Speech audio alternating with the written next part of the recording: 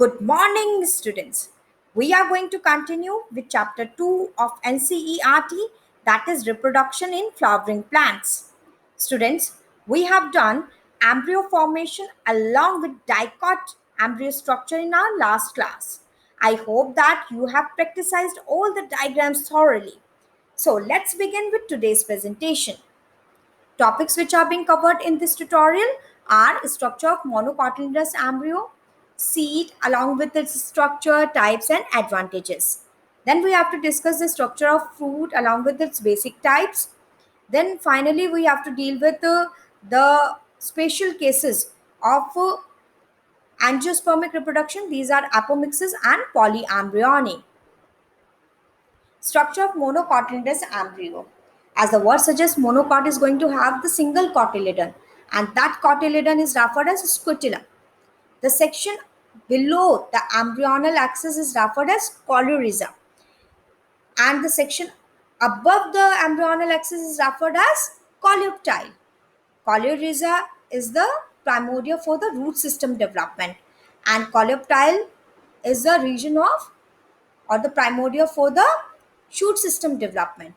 The portion of embryonal axis above the level of attachment of scutellum is referred as epicotyle. Okay, above the level it is referred as epicotyle, and below the level, what is it being referred as?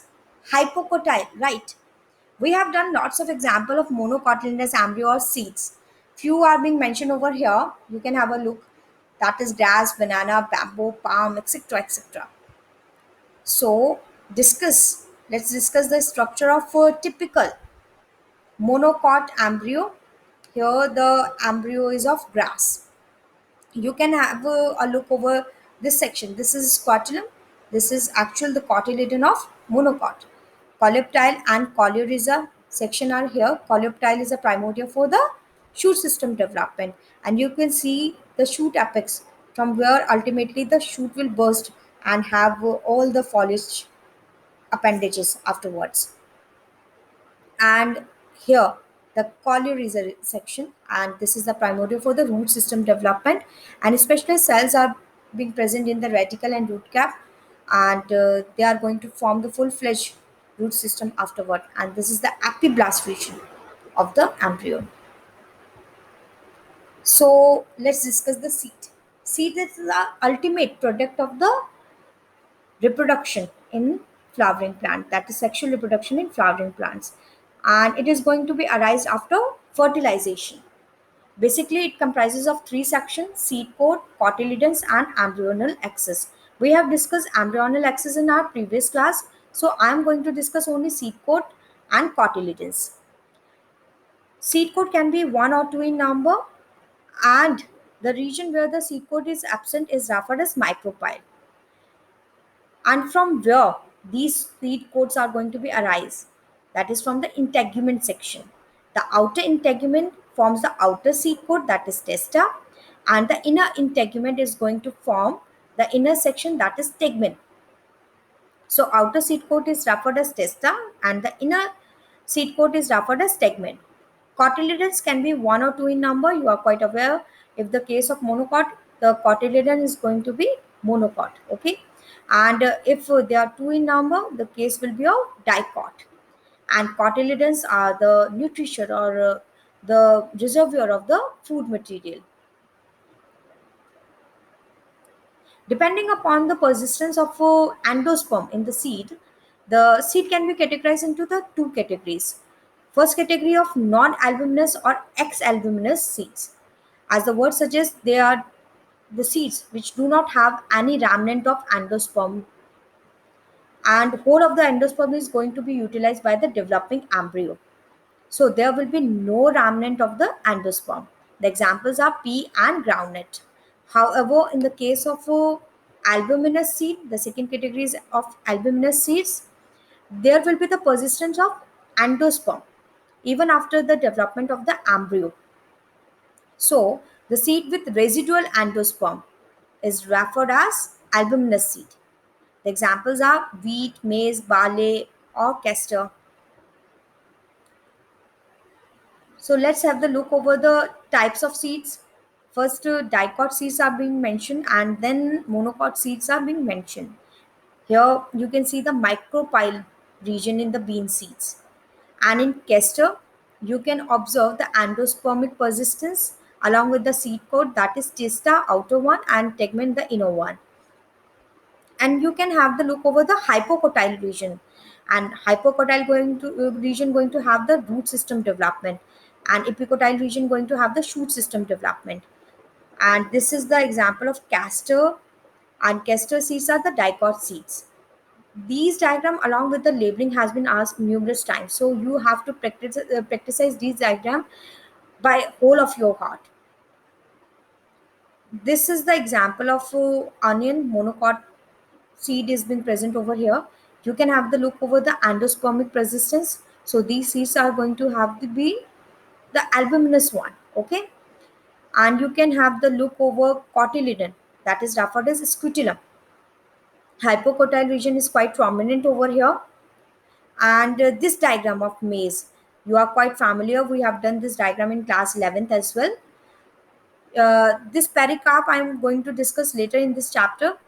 You have to understand first the endospermic persistence along with coleoptile and coleorhiza section. And scutellum is the cotyledon section of the monocot. Okay. So there is one special condition in seed when nucleus cells are what? These are the nursing cells for the developing embryo sac. So if these cells are going to be persist into the seed, these cells or the cellular layer is referred as perisperm. And the best example is the black pepper. So perispermic persistence is very very important, and perispermic persistence refers to the nucleus cells. And the best example I have told you, that is of black pepper. And seed can have the dormant stage as well, and that dormancy can last for thousands of years. I tell you two example. One example of Lupinus arcticus that has been excavated from Arctic tundra, and that seed is viable even after 10,000 years. You can imagine the enormous years after which it is being viable. The very next example of Phoenix dictylifera, that that plant seed is quite viable even after 2000 years. So, dormancy is a special phenomena for the seed in which whole of the metabolic activity is minimized in the cells or the seed, and the water content is very very minimal. So that stage is particularly referred as dormancy. And I have told you two examples. One example of Lupinus arcticus and the other example of Phoenix dictylifera. They are being dormant and become viable even after thousand of years.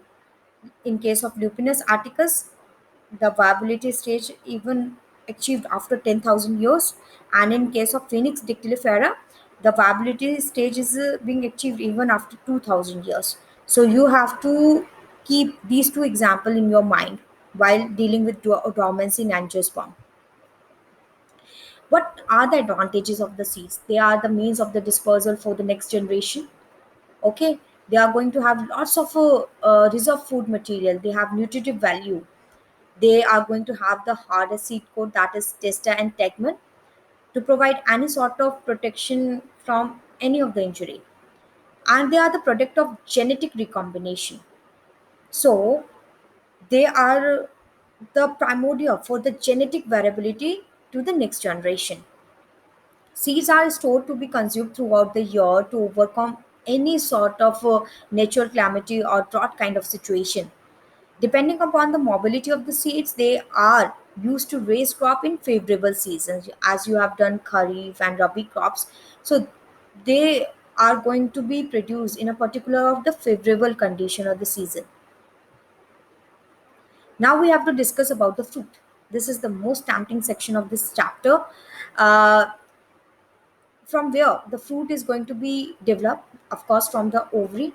The mature ovary is going to develop into the fruit, and the ovarian wall is going to develop into the fruit wall, and that fruit wall is referred as pericarp. As I told you before that we are going to discuss that pericarp in this chapter only, and pericarp is referred as fruit wall. Basically, there are two types of fruit. One are the fleshy one, and the other one is dry one. Fleshy one, the examples are orange and mango, and dry one are the mustard, groundnut, almond, cashew. Dry fruits, the term is derived from here only, when whole of the fruit is going to be dried all together. Okay, so basically there are two types of fruits.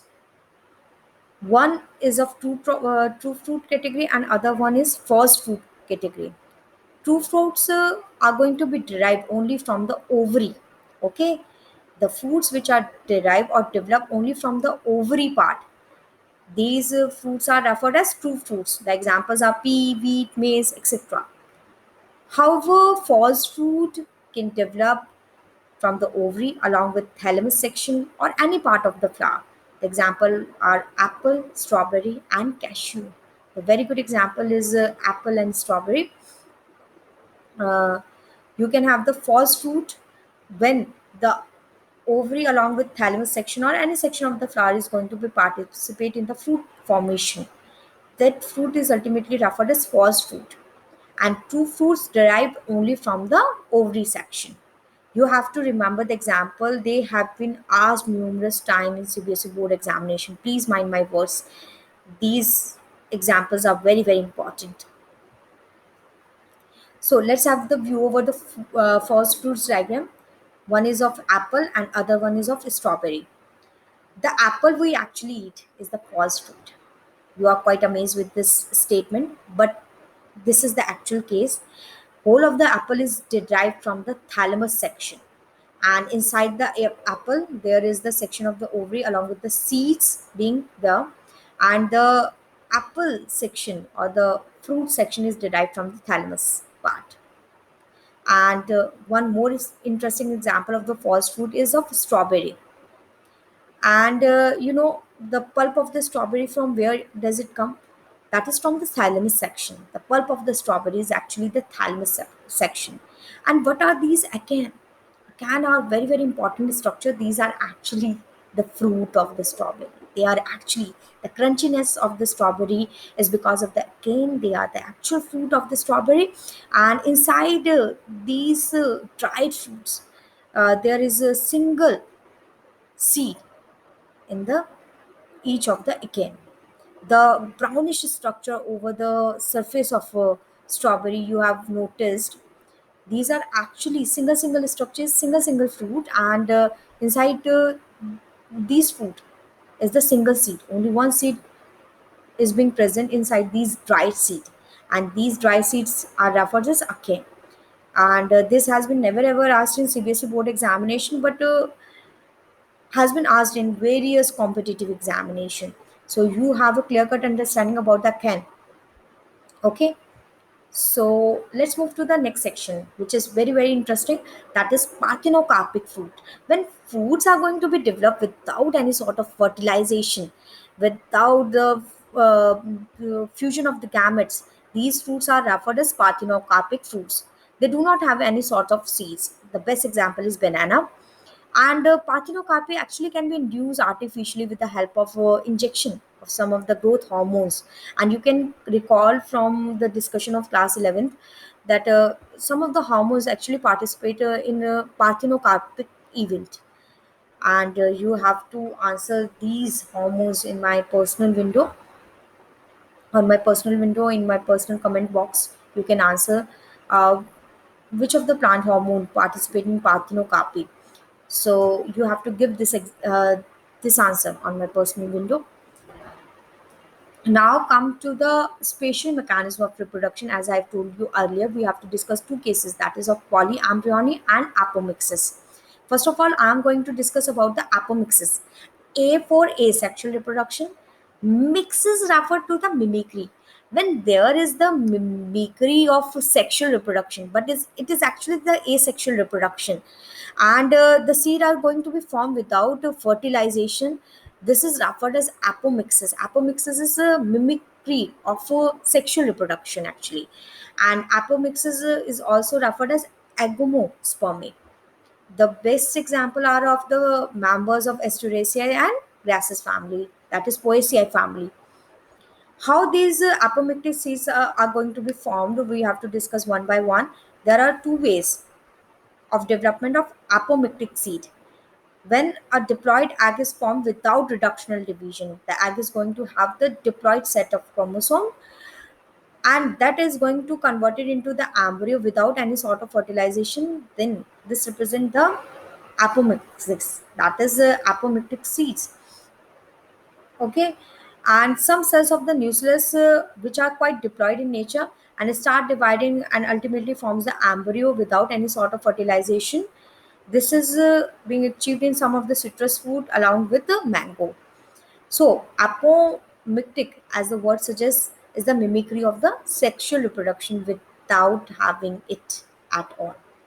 Okay, so the last topic of this chapter is polyembryony. Poly means multiple, embryo means lots of embryo are there. Occurrence of more than one embryo in a seed is called polyembryony. The best example is orange. It can be achieved by three ways. First of all, there is development of cells like synergids, cells of nucleus, cells of integument, ultimately into the embryo. The next way is the formation of more than one embryo sac in particular embryo. When more than one embryo sac, that is whole set of uh, 8 nucleate 7 cell stage, more than one, then there will be the polyembryony. Formation of more than one egg in an embryo sac. When two or three eggs are going to be formed in a single embryo sac, that ultimately led to the polyembryony. So you have to understand the difference between the apomixis and polyembryony. Apomixis is the mimicry of the sexual reproduction without having it actually, and polyembryony when multiple embryos are going to be have into the single ovary, that situation is referred as polyembryony. So you have a clear cut idea about both these special cases of angiospermic reproduction. That's all for today. Thank you.